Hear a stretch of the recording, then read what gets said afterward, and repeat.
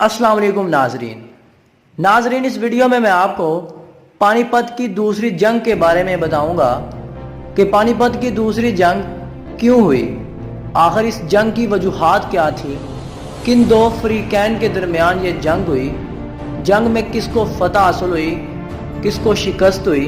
Video की तरफ जाने से पहले आपसे गुजारिश है कि आपको अगर वीडियो पसंद आए तो वीडियो को लाइक कीजिएगा, चैनल को सब्सक्राइब कीजिएगा और बेल आइकन का निशान दबाइएगा ताकि आपको लेटेस्ट वीडियोस टाइम पे मिलती रहे।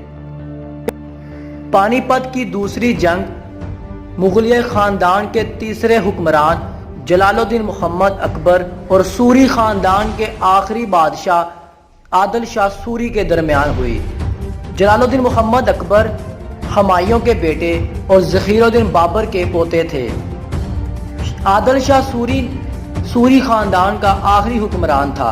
शेर शाह सूरी के बाद उसके बेटे इस्लाम शाह सूरी ने हुकूमत का निज़ाम संभाला और इस्लाम शाह सूरी के बाद उसके 12 साला बेटे फिरोज शाह सूरी ने हुकूमत का निज़ाम संभाला।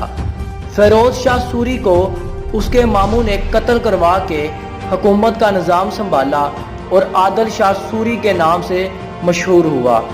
काबुल में अकबर को इतला मिली कि आदिल शाह सूरी के वजीर हिमो बकाल ने दिल्ली और आगरा पर कब्जा कर लिया है।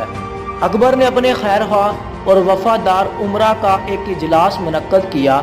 अकबर ने बैरम खां के मशवरे के मुताबिक, बैरम खां अकबर का अतालीक था, अकबर ने बैरम खां के मशवरे के मुताबिक फौज को दिल्ली की तरफ रवाना करने का हुक्म दिया। फौज के एक दस्ते ने हिमो के तोप खाने पर कब्जा कर लिया। इस तरह बाकायदा लड़ाई से पहले ही हिमो की फौजी ताकत को शदीद दचका पहुंच गया। 1556 में दोनों फौज का आमना सामना पानीपत के मैदान में हुआ।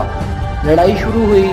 तोप खाने के ना होने के बावजूद हिमो की फौज ने मुगल फौज पर एक बड़ा हमला किया, जिसने मुगलों की फौज के दाएं और बाएं जानब की सफ़ों को हिला कर रख दिया।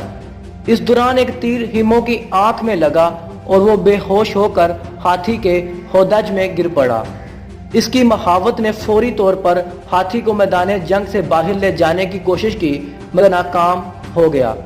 आखिर हिमो को गिरफ्तार कर लिया गया, उसे अकबर के सामने पेश किया गया और बैरम खां ने उसे कत्ल कर दिया।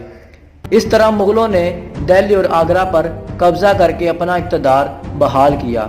हिमो की शिकस्त से जहां इसके ज़ाती मफादात ख़त्म हो गए, वहां अफ़गानों की ताकत भी कमज़ोर हो गई। बाद अज़ाब बचे कुछ अफ़गानों ने इताअत कबूल कर ली।